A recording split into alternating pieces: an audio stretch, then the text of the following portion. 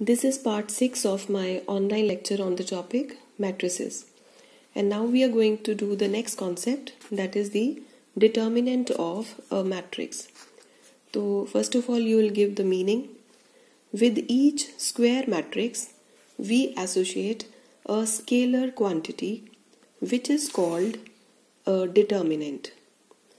हर एक square matrix के साथ हम एक स्केलर क्वांटिटी को एसोसिएट करते हैं जिसको कि डिटर्मिनेंट कहा जाता है.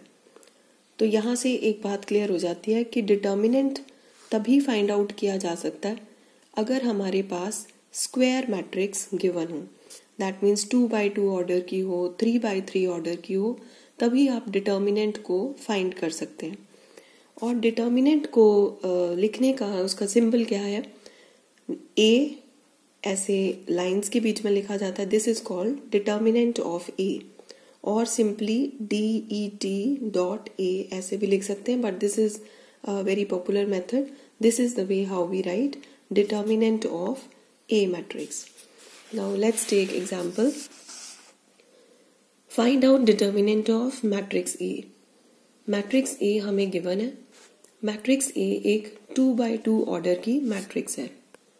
2x2 ऑर्डर की मैट्रिक्स हो तो हमें डिटर्मिनेंट कैसे निकालना होता है? सबसे पहले तो आप लिख लोगे डिटर्मिनेंट ऑफ ए, सिंबल ऐसे. Determinant of A is equal to, इस मैट्रिक्स को डिटर्मिनेंट की फॉर्म में लिख लोगे. दैट मीन्स ऐसे स्ट्रेट लाइंस में यूं लिख लोगे. Determinant of A is equal to this. अब 2x2 ऑर्डर की आपकी मैट्रिक्स थी, 2x2 ऑर्डर का आपका डिटर्मिनेंट बन रहा है और अब इसको आगे आप सॉल्व कर रहे हो. So determinant of A is equal to 2x2 order हो तो बड़ा सिंपल है कि हमने जस्ट क्रॉस मल्टीप्लाई कर लेना होता है. दैट मीन्स 4 into 18, बीच में माइनस साइन रखा, into minus 12 into 3.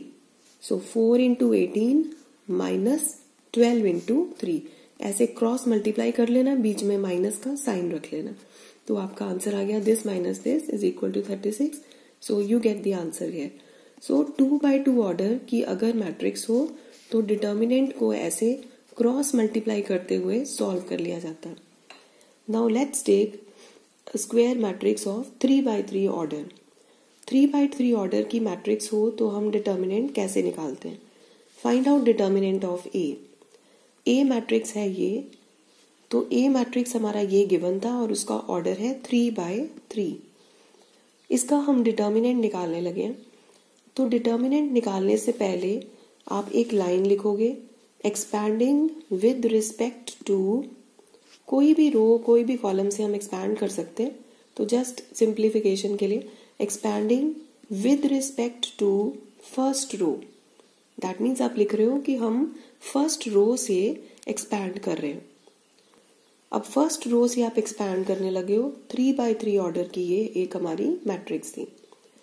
Determinant of A is equal to, first row को देखेंगे उसमें एलिमेंट्स है 10, 7, 8. तो सबसे पहले 10. अच्छा, इसमें हमने ये ध्यान रखना होता है कि जब हम ये बना रहे हैं तो इसमें साइंस लगाने हैं. और साइंस, पहला जो एलिमेंट था ये 10, पहले एलिमेंट का हमेशा प्लस साइन, फिर नेक्स्ट ऐसे ऑल्टरनेट चेंज होते जाएंगे. Plus minus plus minus plus minus plus minus plus. इस वे में साइंस आपने ध्यान रखने हैं.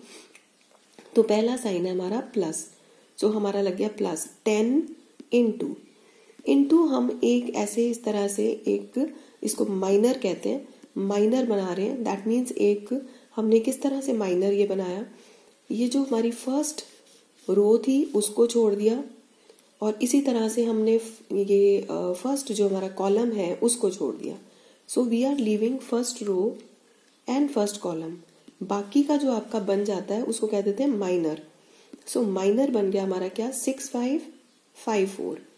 इसको इस तरह से लिख लिया जाता है एक टाइप ऑफ डिटर्मिनेंट की फॉर्म में, 6, 5, 5, 4. लाइन्स में आप इसको ऐसे लिख लेते हो. नेक्स्ट आप बनाने लगे हो तो साइन आपने ध्यान रखना है, यहाँ साइन था minus. It was plus minus plus ऐसे चल रहे थे साइंस. तो अब साइन लगाओगे माइनस. -7 इंटू, वैसे ही माइनर बना लोगे. अब माइनर कैसे बनाओगे? ये 7 जहां पे पड़ा हुआ है रो छोड़ दी, 7 जहां कॉलम में पड़ा हुआ है कॉलम छोड़ दिया, तो ये रो छोड़ी, ये कॉलम छोड़ा, बाकी नंबर्स क्या रह गए 9 5 5 4। सो हमने इस तरह से एक माइनर बना लिया, डिटर्मिनेंट की फॉर्म में लिख लिया 9 5 5 4।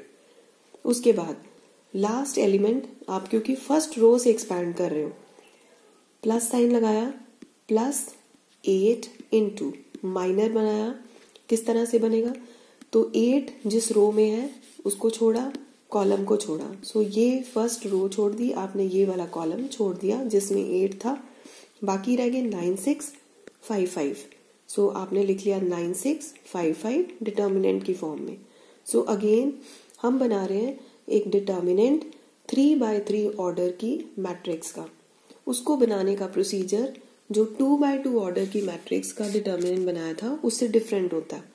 तो आप कोई भी रो या कॉलम से एक्सपैंड करते हो, जैसे कि आप कहोगे expanding with respect to first row, तो आप एक्सपैंड करना स्टार्ट करते हो और उसमें साइंस को ध्यान रखोगे, प्लस माइनस प्लस ऐसे साइंस चलते हैं। तो यहाँ पे आपने 10 इंटू माइनर बना दिया, -7 इंटू एक ये माइनर बना दिया, प्लस 8 इंटू एक ये माइनर बना दिया। अब इसके बाद जस्ट हमने सॉल्व करना होता है, और वो कैसे 10 इंटू, अब जस्ट सिंपल जैसे हमारी ब्रैकेट्स होती है मैथ्स में वैसे, और इनको हमें पता अब ये 2x2 ऑर्डर का बन गया, तो 2x2 तो जस्ट क्रॉस मल्टीप्लाई करके हो जाता है। तो जैसे हमने फर्स्ट केस में देखा, तो ये 2x2 ऑर्डर का डिटर्मिनेंट क्रॉस मल्टीप्लाई कर लो, 6 into 4 24 minus 5 into 5 25 minus 7 into, अब सिंपल ब्रैकेट्स लग रही है, 9 into 4 36 minus 5 into 5 25 plus 8 into again ये 9 इंटू 5 45 माइनस 5 इंटू 6 30। अब आगे जस्ट आपने सॉल्व किया 10 into -1 minus 7 into 11 plus 8 into 15, फिर आगे सॉल्व किया -10 minus 77 plus 120 and you get the final answer 33. So this is the way how we do the expansion of a determinant, yeah, finding out of a determinant in case of 3x3 order matrix. So I'll continue in the next lecture. Thank you.